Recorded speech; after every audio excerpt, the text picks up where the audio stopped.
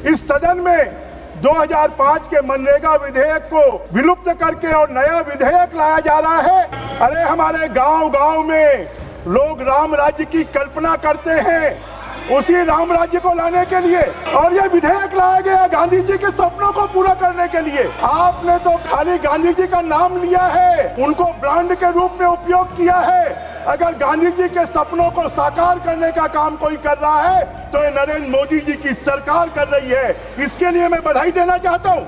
ये जो नरेगा है ये 100 दिन की जगह 125 दिन का रोजगार देगा। इसका क्या आप स्वागत नहीं करते?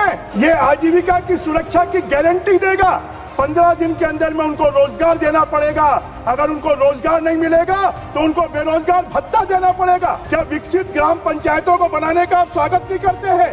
डिजिटल तकनीकी के माध्यम से शासन की जवाबदेही तय होगी, टिकाऊ परिसंपत्तियां बनेंगी।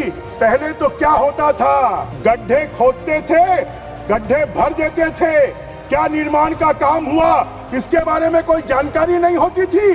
उसमें कितना भ्रष्टाचार हुआ, कितनी जांचें हुई, कितने लोगों के खिलाफ में कार्रवाई हुई। मनरेगा को खाली कांग्रेस ने अपने जेब भरने का साधन बना लिया था, फर्जी मास्टर रोल का साधन बना लिया था। पहले फर्जी हाजिरी के रजिस्टर होते थे, वो फर्जी हाजिरी के रजिस्टर को समाप्त कर डिजिटाइज मास्टर रोल बनाने की प्रक्रिया प्रारंभ हो रही है। अब ये जो रोजगार गारंटी जी राम जी योजना आ जाएगी तो ग्रामीण अर्थव्यवस्था इतनी मजबूत होगी। गांव में सड़कें बनेगी, गांव में बिजली मिलेगी, गांव में पानी मिलेगा, गांव में पंचायत भवन बनेगा, गांव में स्कूल भवन बनेगा। अभी जयप्रकाश जी बोल रहे थे कि आपने 60-40 कर दिया।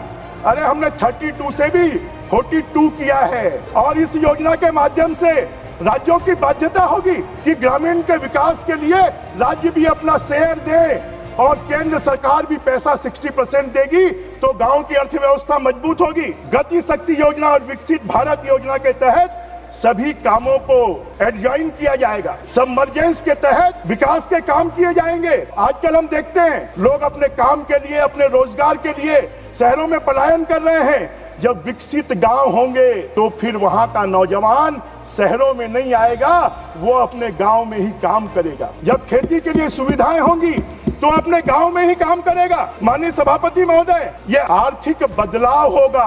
कांग्रेस के जमाने में रोजगार गारंटी योजना के लिए 30,000 करोड़ से 40,000 करोड़ मिलते थे। अभी मोदी जी की सरकार आने के बाद 60,000 करोड़ से लेकर 90,000 करोड़ तक मिल रहे हैं। अब आने वाले समय में 1.5 लाख करोड़ रुपए ग्रामीण अर्थव्यवस्था में खर्च होंगे। 1.5 लाख करोड़ रुपए। आपने कभी इसकी चिंता नहीं की?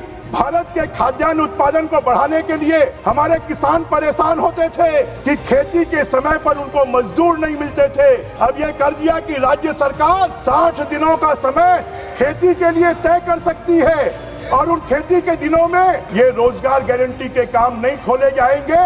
खेती के लिए मजदूर मिलेंगे, हमारे खेती को प्रोत्साहन मिलेगा। मैं इस जी राम जी विधेयक के लिए माननीय प्रधानमंत्री जी को, शिवराज सिंह चौहान जी को, कि उन्होंने एक ऐतिहासिक बिल लाया है और पूरे सनातन की भावना, पूरे हिंदुत्व की भावना कि जी राम जी का ऑटोमेटिक नाम उभर कर सामने आ गया। इसके माध्यम से जब जी राम जी का नाम लेंगे तो इसमें भ्रष्टाचार रुकेगा, इसमें गलत काम रुकेगा और जो गांव की अर्थव्यवस्था है वो मजबूत होगी। मैं प्रधानमंत्री जी को और शिवराज सिंह चौहान जी को धन्यवाद देते हुए आपने समय दिया, इसके लिए मैं आभार व्यक्त करता हूं।